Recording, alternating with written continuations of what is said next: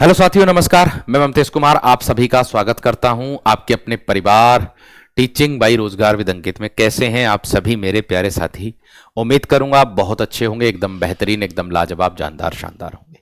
तो प्यारे दोस्तों, एलटी ग्रेड शिक्षक भर्ती जो वर्तमान में चल रही भर्ती पर संकट, इसको लेकर के बहुत से बच्चों के मैसेजेस आ रहे थे कि भैया जो हमारी भर्ती है, हमारे नंबर इतने बैठ रहे हैं, क्या ये भर्ती कोर्ट में गई है? क्या ये भर्ती पर इस तरीके का विवाद चल रहा है? क्या एक बार हमें बता दीजिएगा। तो भाई उसी को लेकर के जो आपके जितने भी डाउट हैं, वो सारे डाउट इस वीडियो के माध्यम से प्यारे दोस्तों मैं आपको बताने वाला हूं। तो आप ध्यानपूर्वक सुनिएगा, कौन सी भर्ती पर संकट है, किस पर संकट है, सारी चीजें मैं आपको इसमें बताऊंगा। ठीक है जी। तो चलिएगा, सबसे पहले मैं आप लोगों के बारे में यहां पर बताना चाहूंगा कि माध्यमिक शिक्षा विभाग ने भी मांगी सीटेट और टीटी की जानकारी। देखिए, जो वर्तमान में शिक्षक के पद पर नियुक्त हैं शिक्षक, उनको बहुत ज्यादा समस्या का सामना करना पड़ रहा है। अब यह कब से की बात है? यहां पर देखिएगा, देश भर में कक्षा 1 से 8 तक पढ़ाने वाले शिक्षकों के लिए शिक्षक पात्रता परीक्षा, जिसको आप बोलते हो टीईटी टेट, जो उत्तर प्रदेश कराता है, यूपी के अंतर्गत आती है, यूपी राज्य सरकार। अनिवार्यता को लेकर के चल रहे मामले के बीच माध्यमिक शिक्षा विभाग ने अपने यहां कक्षा 6 से 12 तक पढ़ाने वाले शिक्षकों की टीटी व सीटेट होने के बारे में जानकारी मांग ली है। अर्थात ये मुद्दा क्या है, इसके बारे में यहां पर जानिएगा। एक ये है 6 से 8वीं तक पढ़ाने वाले टेट और सीटेट क्वालिफाई हैं या नहीं। ये हाई कोर्ट ने शिक्षकों की संख्या मांगी है कि कितने शिक्षक ऐसे हैं जो टेट और सीटेट पास नहीं है, लेकिन वर्तमान में शिक्षक की भूमिका निभा रहे हैं, शिक्षक पर के पद पर कार्यरत हैं, पढ़ा रहे हैं बच्चों को।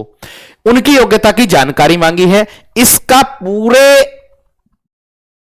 न्यूज़पेपर का जो मेन मुख्य बात है वो ये है कि हाई कोर्ट ने पूछा टेट सीटेट क्वालिफाइड है या नहीं। कौन? कक्षा 6 से 8वीं तक पढ़ाने वाले अध्यापक जो हैं, वर्तमान में कार्यरत हैं, जो शिक्षकों का डेटा जुटाने में निर्देश दिए हैं।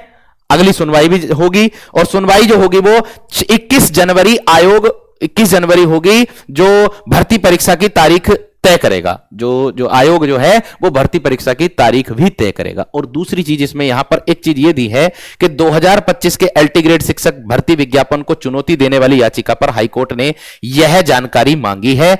अगली सुनवाई को 21 जनवरी को तारीख को लगी है। अर्थात अगर मैं बात करूं जो वर्तमान में चल रही भर्ती है आप लोगों की एलटी ग्रेड की, प्यारे दोस्तों, उसमें कोई भी संकट किसी प्रकार का नहीं है। तो फिर यह संकट है किसका, यह क्लियर कर दे रहा हूं। यह संकट है जो वर्तमान में पढ़ा रहे हैं, पहले से ही नियुक्त हैं, जो पहली भर्ती हुई थी आप लोगों की 2018 की, मान लो 2018 की भर्ती हुई थी एलटी ग्रेड की आपकी, जो कक्षा 6 से कक्षा 8 तक के पढ़ाने वाले अध्यापक हैं, उनका टेट और सीटेट अगर क्वालिफाई नहीं है तो उनको यह कहा गया है कि आपको सीटेट और टेट क्वालिफाई करना होगा।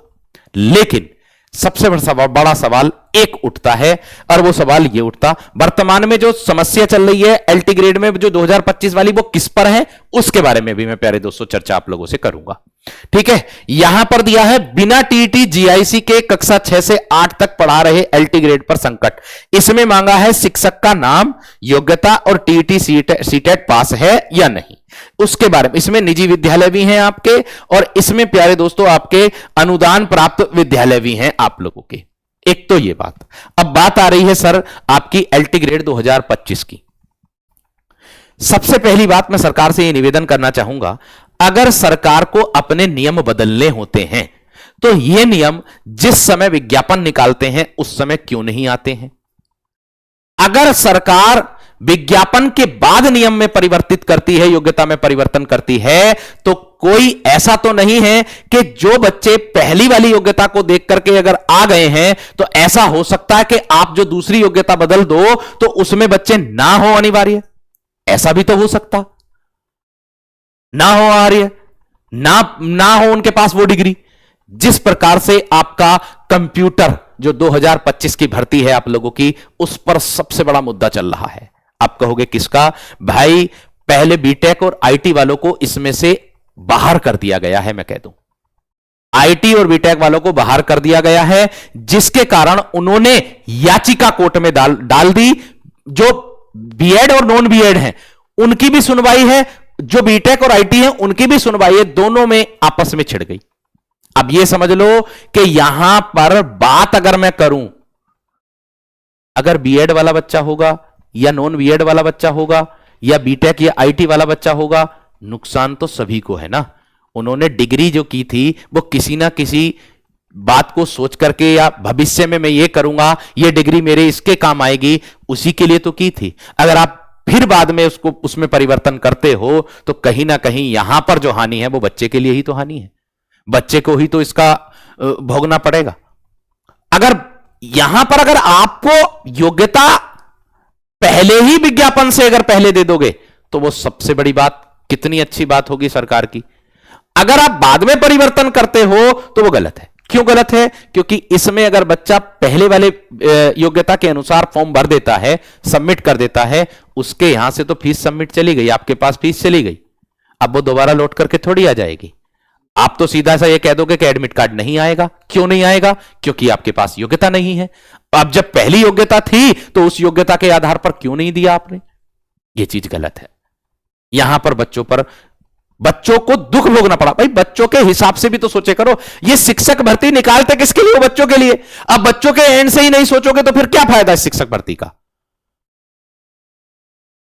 बच्चों के लिए दे रहे हो, रोजगार दे रहे हो, फिर रोजगार के नाम पर फिर बदलाव क्यों कर रहे हो फिर बाद में?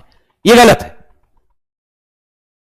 अगर विज्ञापन निकालना तो विज्ञापन में पहले ही आपको सारी चीजें देनी चाहिए, उसके बाद उसमें कोई परिवर्तन नहीं होना चाहिए। जिस प्रकार से अभी एलटी ग्रेड में एक केवल यस और नो करने के ऊपर सबसे बड़ा फॉर्म में अपडेट करने के लिए जिस विद्यार्थी ने जिस सब्जेक्ट से फॉर्म भरा था, उसके लिए मैं वीडियो भी बना चुका हूं, एक स्टेप बाय स्टेप, वो यूट्यूब पर बनाई दी है। लेकिन कुछ बच्चों के ऐसे भी मैसेज हैं कि भैया हमारा तो हो ही नहीं रहा है।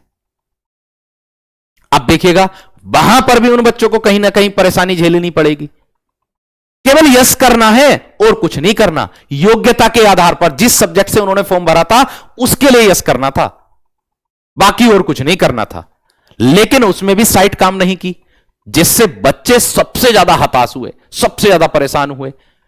अब उस समस्या का भी तो समाधान आपको निकालना चाहिए था कि आपने 7 तारीख लास्ट डेट कर रखी थी तो आपको और बढ़ानी चाहिए थी डेट, ताकि जो बच्चे रह गए हैं उनका भी सकुशल फॉर्म भर जाए। तो इस चीज के बारे में सरकार को जरूर विचार करना चाहिए। मैं निवेदन करूंगा कि आप बच्चों के हित में सोचें। अगर योग्यता में बदलाव अगर करना है तो आप पहले ही बदलाव कर दीजिएगा। शुरू में ही जब विज्ञापन निकालते हो उसके बाद अगर बदलाव करते हो तो किसी ना, ऐसा नहीं है कि सब बच्चे उसके योग्य हों, तो कोई ना कोई बच्चा ऐसा भी हो जाता है कि जो योग्य नहीं होता। जैसे अभी मैंने कंप्यूटर का मुद्दा बताया जिसमें अभी तक परीक्षा तिथि नहीं आई है कंप्यूटर की केवल, बाकी सब एग्जाम की जो सब सब्जेक्ट की परीक्षा आ भी गई और उसकी आंसर की भी आ गई है ऑफिसर। तो प्लीज ये निवेदन है, इसको सभी विद्यार्थियों के हित में सोचें। और दूसरी चीज आपको मैं बता दूं कि मेंस की अगर मैं बात करूं एलटी ग्रेड की, जिनका प्री हो गया है मेंस, उसके लिए भी प्यारे दोस्तों आरडब्ल्यूए बहुत जल्द प्लान करने वाला है आप लोगों के लिए। एक एक चीज आप लोगों को कराई जाएगी कि किस तरीके से आपको हस्तलिखित यानी कि हैंड रिटन करना है, कैसे आपको क्या बनाना है, किस तरीके से प्रारूप होगा उसका, वो सारी चीजें आप लोगों को कराई जाएगी। जब जिम्मेदारी ली है तो बखूबी तरीके से निभाई भी जाएगी। ठीक है, उम्मीद करूंगा, मैं यही बात कहूंगा कि वर्तमान में जो चल रही शिक्षक भर्ती है उस पर कोई संकट नहीं है। बस संकट किस पर है? जो पहले से ही कक्षा 6 और 8 तक के शिक्षक पद पर नियुक्त हैं उनके लिए यह है कि टेट सीटेट पास है या नहीं, उनके लिए है। तो आप परेशान ना होइए, आप अपनी मुख्य परीक्षा की तैयारी में लग जाइएगा अगर आपके बेहतर नंबर हैं तो। उम्मीद करूंगा एकदम बेहतर तरीके से सारी चीजें क्लियर हो गई होंगी, आपका कोई डाउट किसी प्रकार का नहीं रहा होगा। अगर कुछ है तो आप इस वीडियो के नीचे कमेंट सेक्शन में कर दीजिएगा, मुझ तक आ जाएगा। धन्यवाद, नमस्कार।